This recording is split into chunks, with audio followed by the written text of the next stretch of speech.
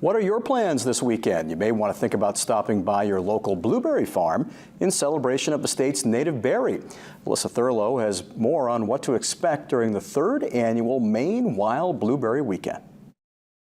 Maine's Wild Blueberry Weekend returns for its 3rd year this weekend, August 5th and 6th. The event gives visitors and Mainers a chance to learn about Maine's iconic berry. We have one farm that, is allowing people to make their own pies. Some farms are allowing you to rake your own blueberries. Oh, this is a great season. Beautiful.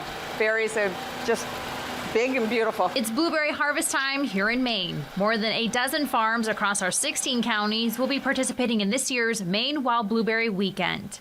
The wild blueberry is pretty much Maine.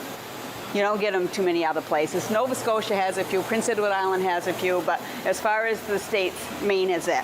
Rhonda Warren and her crew at Copeland Hill Wild Blueberries in Holden are busy raking, sorting, and packaging berries in preparation. When these are ready, they got to come in.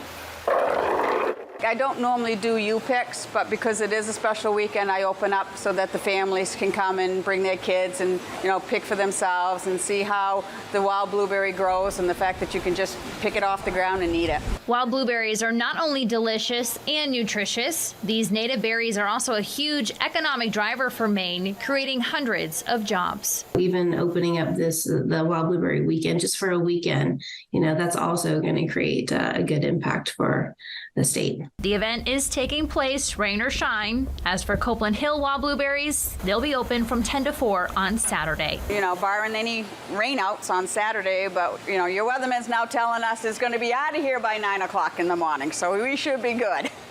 Alyssa Thurlow, WABI TV5 News, Holden. And to find a participating wild blueberry farm near you, you can visit wildblueberries.com.